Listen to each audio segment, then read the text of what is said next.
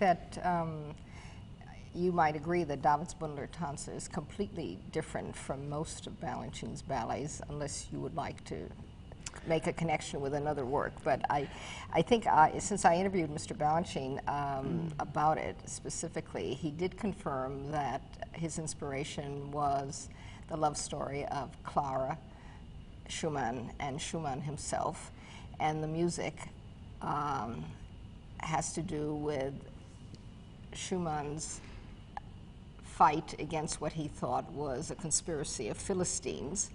And so therefore in the ballet you have 5 shadowy figures that come in.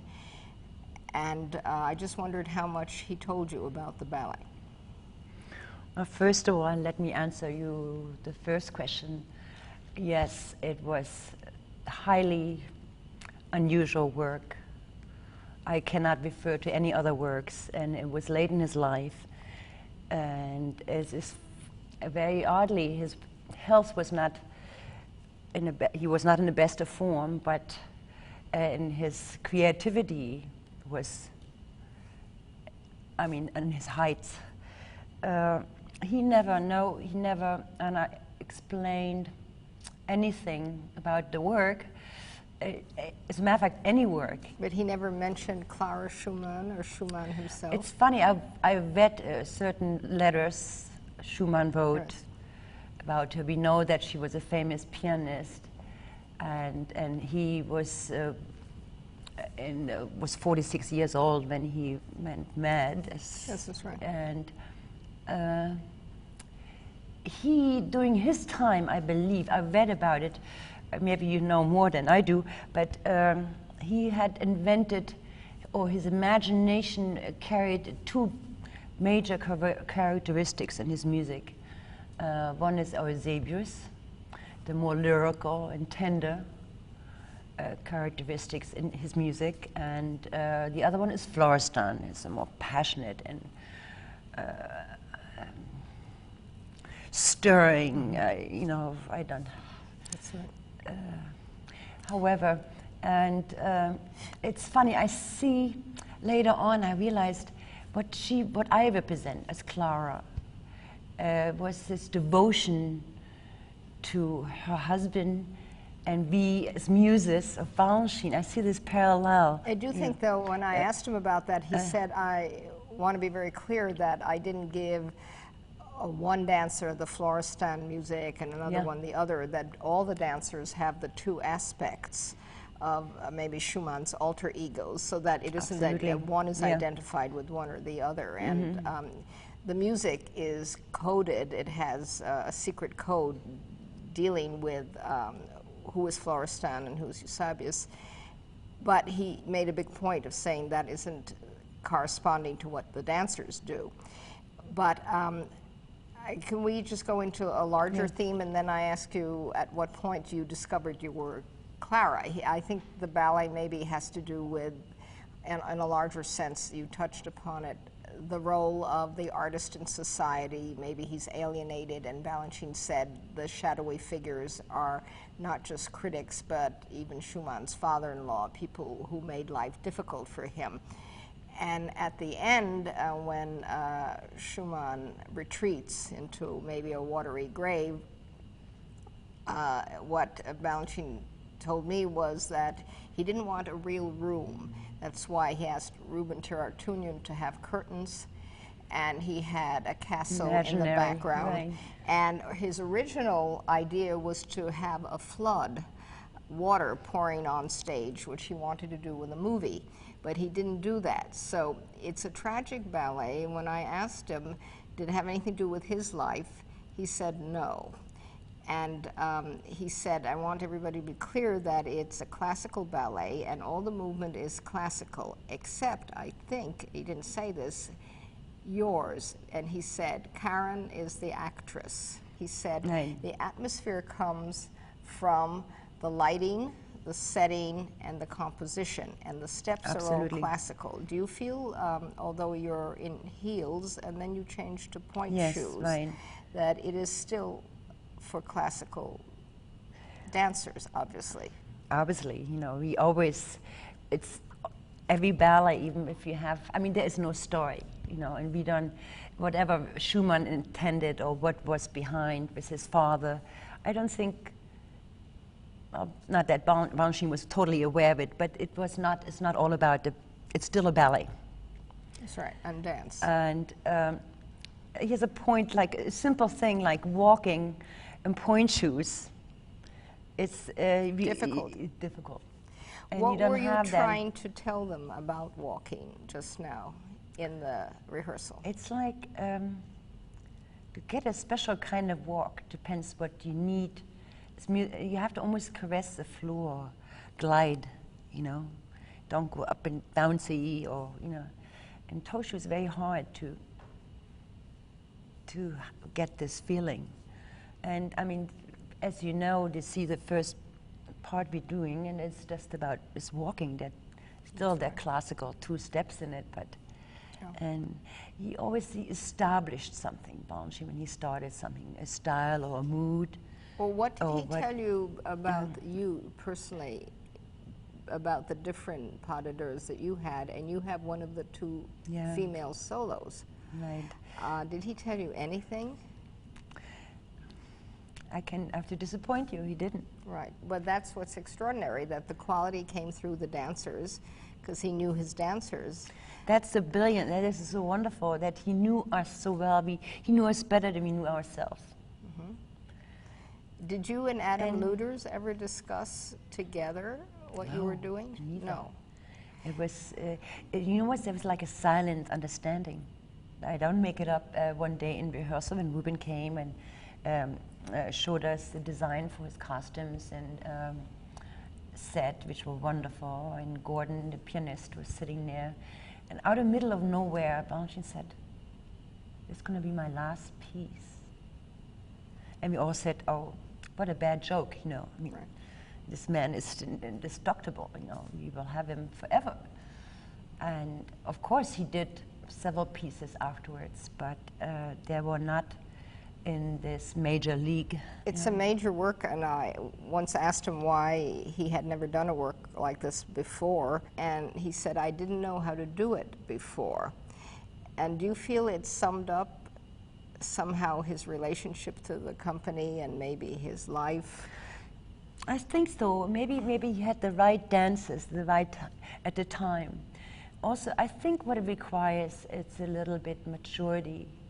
And he the cast was mature, and they were around, and he's created a lot of works for all 4 principal, 8 principal couples. 4. That's a very good point, the maturity. Yeah, and I think he himself matured. I noticed at certain passages here, it's not a criticism, you were saying to Jennifer Ringer, don't be so balletic. And that is a problem, that we have such great classical dancers that they have sometimes lost the expressiveness of gesture. And I think, could you explain what you were trying to do there? It's very hard. I don't mean to be so harsh, balletic, but let go of, you know,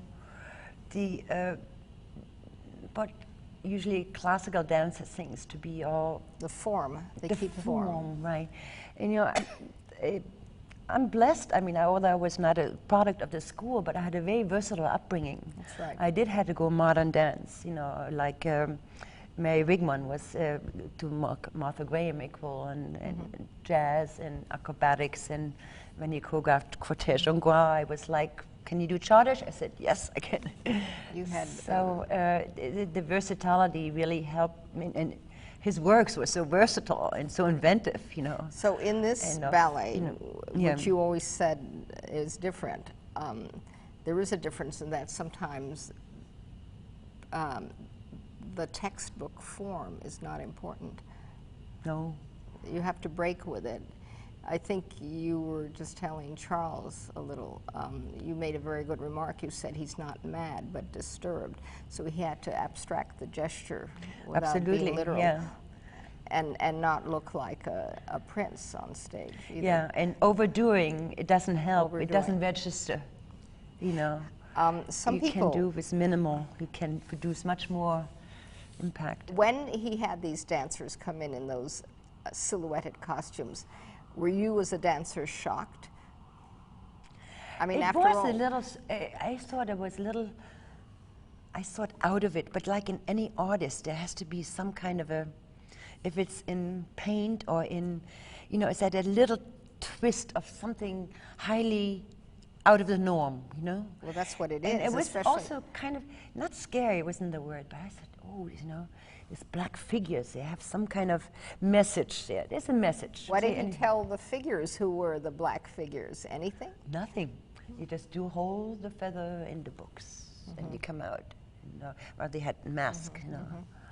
And the fact that he goes through them and they disappear again, you know, it's kind of So are you saying morbid. it's morbid, all right, Right. and it's shocking, and Yeah. that's why it works. Did you feel that he was saying anything at all about his life in that work, which he always denied? Never. He was such a private person. Okay. And it's funny, this ballet is very private. And it is very hard, you know, he would never. So he said, why would people want to hear nice things, you know, about his life? He was very private, and one had to respect it. And he once told me, I mean, you want to know everything, you find out yourself. And then you had to find out yourself. One thing that I wonder about is that he gives the men a lot to do in this work, and it's not true that it's only for, all his works are really dominated by women dancers. Do you feel Not this at is all. No, shared I think, oh yes. in this work particularly? Oh yes. You know.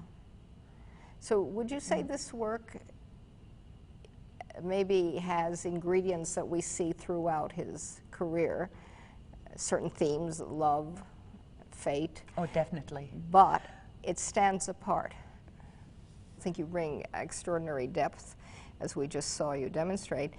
And how much of it was directed by him and how much was you? For instance, here you coached them to keep a certain distance so that you could lay your head on the man's shoulders. So did he direct, you know, there's a very deep quality to your dancing in this work, which has to do with timing, among other things, and the quality of the movement. So did he actually demonstrate quality of movement? Very often I've seen him do detailed things such as rolling on the floor, and not everybody could roll on the floor the way he could.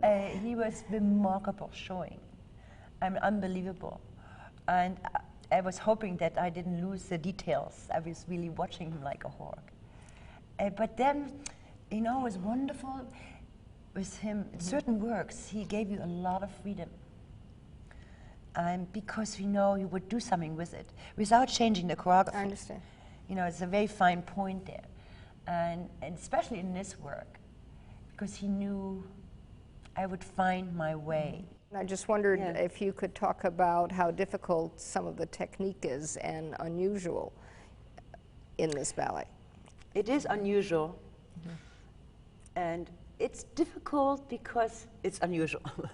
No, but it's not straight, you know, classical ballet, everything's straight, although Balanchine extended the classical vocabulary by extending, getting outside of yourself, which had already little modern touch to it, talking with Serenade, the first ballet he choreographed.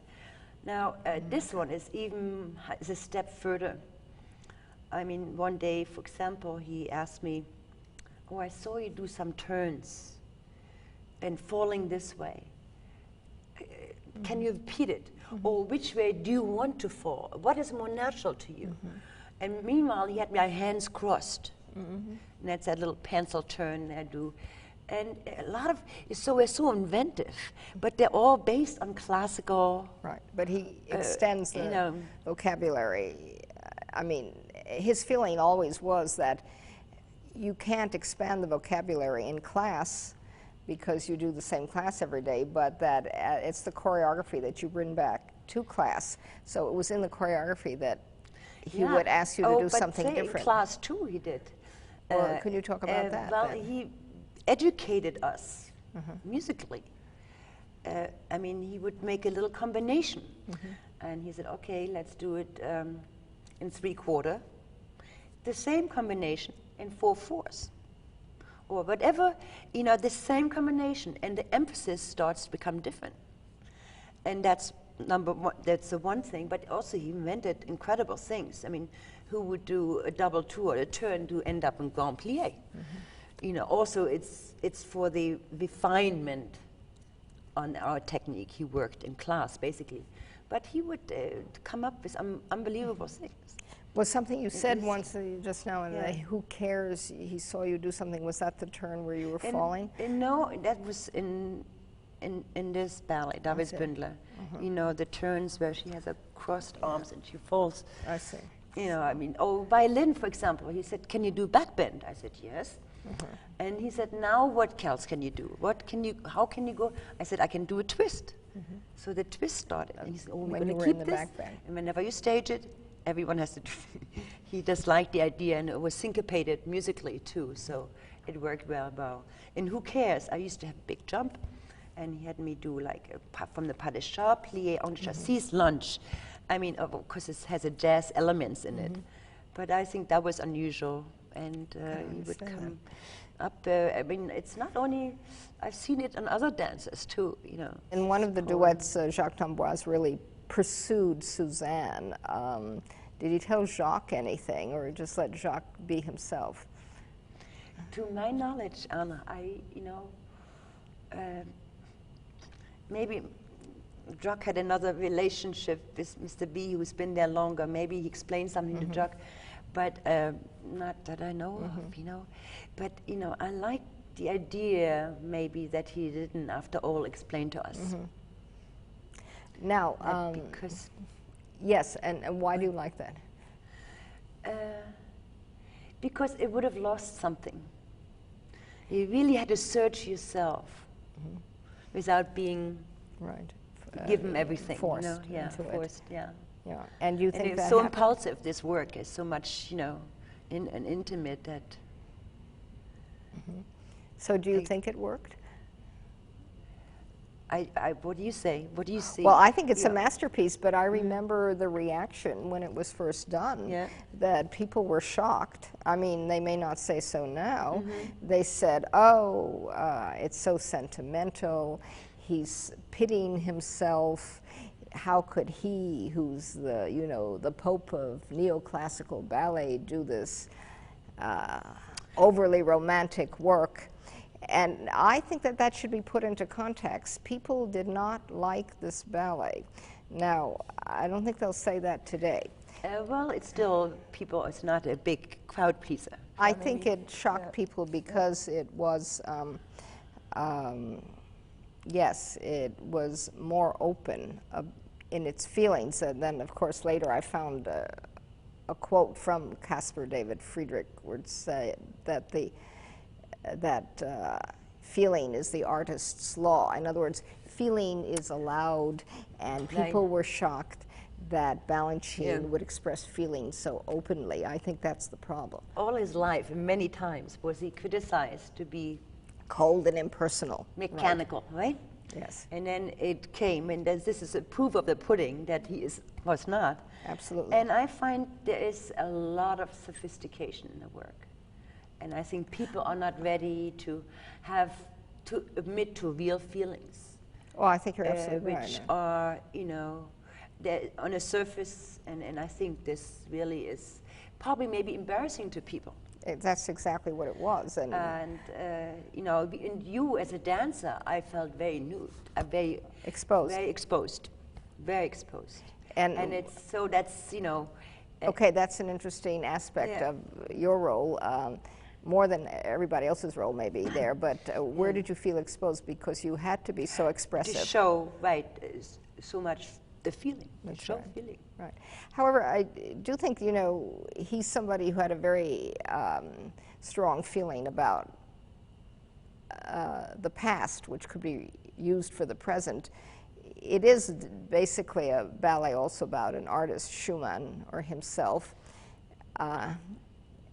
Not necessarily always understood by society. And he had done that also in Sonnambula in a very different way, where the poet does not fit in, and you were the coquette. When you danced the coquette, did he tell you more than he would have told you in Davidsbündlertänze?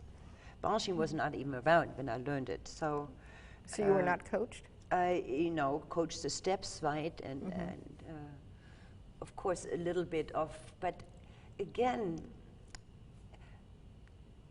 with the music, and I mean, I know how to be coquettish. Okay, right. And you found it through the music. Yeah. Do you have a feeling in general, and particularly in this ballet, that he, because he was such a musician, that he worked the choreography out by himself and then came into the studio, although he needed the dancers, he didn't have to start from the scratch? I know for a fact that I even hear him when he had this little room on the fourth floor, playing the whole score, and he would even would write down piano scores for orchestration. So he knew every single note before he came in. When he come in with Mrs. Metronome and would discuss with the pianist what tempis, established tempis, and he knew the music. And then he had, that's why his choice of dancers, someone in mind, how they would work for this, how the weight of each dancer's had, what he needed, and there was not one step or calculation of choreography. Not one step? You could tell the way he started. Yeah. There was not one step? There was nothing in his mind of choreography. Really? But I saw him sometimes work very quickly so that he didn't have to sort of think about it. He went straight into it and often kept it, although he would rework the details. Maybe he had an overall picture, but to my knowledge, he did not do it anywhere else. Not individual steps or something. He would even did for Marnie Morris, for example, Who Cares, her variation, and it was jazzy. The whole ballet, as you know, is Gershwin, and is very. And for me, it was just natural. You had the career girl. Yes, solo. but Marnie couldn't move certain ways. He said, "Oh dear, we'll do something else." When he had a struggle, his he would just, he did not impose. And that was wonderful. Then she was a turner, so he made us turning variation. That's right. Okay. And I was a jumper. Right. And who cares? But were you present when he did the choreography for other dancers, or you walked in after he did your part and saw the other parts in Davidsbündlertänze? No, I came to see others. I didn't, only was there present in mine. So, and vice versa with the so others people too. saw others' parts. It's funny, I mean, you're on that stage, particularly in this work. Maybe a little bit of Liebeslieder has this. There's this bondage between all four couples. Good point. Even when you're not on, is somehow, there is a presence of all the others. Yeah. We're all part of one. We all are Eusebius and Florestan. Okay. So that's what I was going to say. You have to be aware of what everybody else is doing also. Oh, yes. Right? Oh, yes. Right. And now what about the pianist? He's on stage? Yeah. And how does that affect you? It's funny because before he started choreographing, again, his interest first music, he would always listen to several recordings, particularly of this piece. And one day he asked me to listen into, and he found a recording of King. And it came to him, it was the closest of what he wanted. Not so much the tempis, but the feeling. I mean, the way he caressed the keys. The interpretation. Interpretation. And totally. Did he, you think, tell the pianist, whoever it was time, that's what he wanted? He made Gordon Bilsner, who was a pianist, original for Davidsbündlertänze, and he made, Gordon sit down and listen to King's work, and also then establish tempis, and music came first. Yeah, that part isn't talked about, that even the interpretation of the music is a vital part. Oh yes, I wish I could tell you more. There's well, so I'm sure you much, can. But I think for each one who will see it, it'll give you some kind of a message. Either you like it or you don't. That's what you said,